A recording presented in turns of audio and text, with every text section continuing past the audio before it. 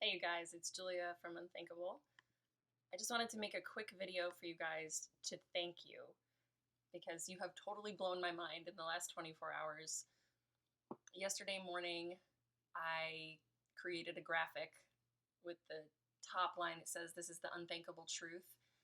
And I ended up sharing it with many of you in your groups, and you guys totally helped that thing blow up. And I have to thank you for your shares, for your comments, for your reactions, and for whether you shared it on your personal page or in another group or just told another person about it. It's really clear that it resonated with a lot of you.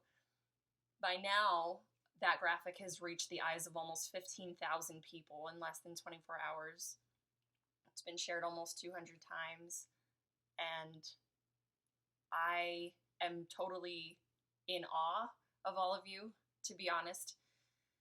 The courage that you have in being willing to participate in this movement and share this means everything to me. I know in my heart what the truth is, and that's why I made the Unthinkable page. So if you did not see the graphic, I'm going to read it to you briefly, share a little bit about my thoughts, and then I'm going to leave you with a quote that has been carrying me through some difficult times around the movement and I guess in life too. So this is what the graphic said, and I wrote this based on my understanding of the evidence surrounding what actually happened on September 11th, 2001. So I said, "This is the unthinkable truth. Nearly 2 decades later, the official narrative of September 11th, 2001 has been invalidated.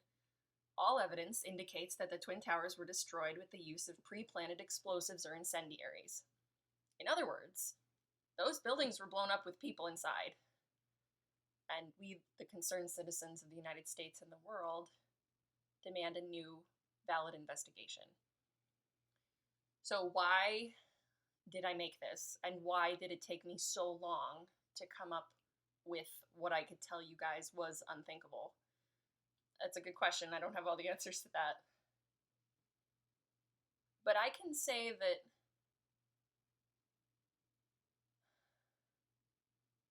words are powerful. And I think we need to choose them carefully in this movement. And I think that we need to protect what we're doing here because thousands of people have done thousands of hours of work. And now, almost 20 years later, we're ready. We have enough evidence. Time is up. I'm serious, you guys. You showed me through your engagements with the post, the reactions, just all the metrics of the post show that something is resonating with you. And so if what I've shared on the Unthinkable page resonates with you, I would just ask you to come along with us. There's so much work to be done, and we really need to push through this investigation. There's going to be more coming from the Unthinkable page this Friday on the anniversary of when the Franklin Square and Munson Fire District released their resolution supporting the petition for the Lawyers Committee for 9/11 inquiry. And I'm really excited to share that with you. I finally just want to say thank you for your belief, because we don't all have the answers. So there is a small element of belief or if you would, faith. But what I want to thank you for more of is opening your eyes, using all of the incredible assets that you guys have, making sacrifices that no one will ever know about just because you understand the truth. I understand the truth. And to be perfectly honest, I've lost a lot of people that mean the world to me over it. But this is worth the world. You guys know our world is hurting in so many ways, and the events of September 11th, 2001 are inextricably linked to the pain and the suffering that our world is experiencing today. So what I would ask you is to please come along with us. And by us, I mean those who are continuing to fight for a new investigation. People like architects and engineers for 9/11 Truth, firefighters for 9/11 Truth, Justice for 9/11 Heroes, There's so much out there, you guys. Don't take my word for it. Just keep moving forward. Keep getting the message out there. And eventually we're going to get there. I believe that. Even if you don't believe it, know that there are few people on the face of this earth, I'm one of them, that's never going to let this go. I want to share a quote with you that has helped me through a difficult period. And it is one of the quotes that keeps me centered in the movement when I start losing hope, I guess. So the quote is from a Greek poet named Dinos Christianopoulos, also known as Konstantinos Dimitriadis. And he wrote a poem in something called The Body and the Wormwood, and it was translated into English in 1995.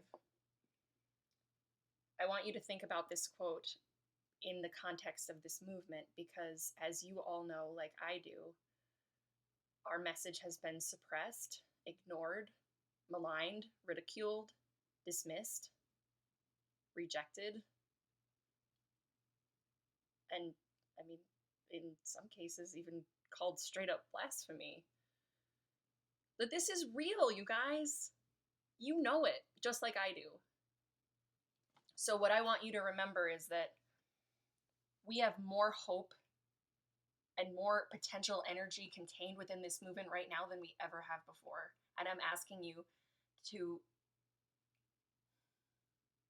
do whatever it is that you feel like you're able to do to spread awareness and share this.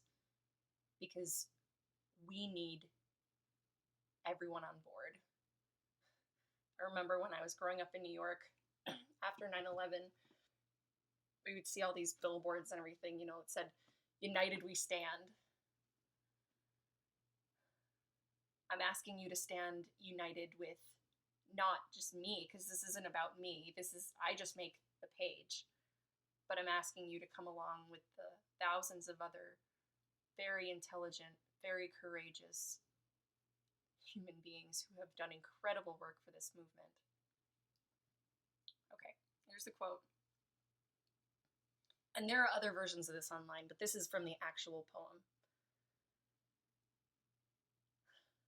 I want you to know that I believe this about each and every one of you who believes in the truth and who is willing to do work. So just hear it with me, I guess.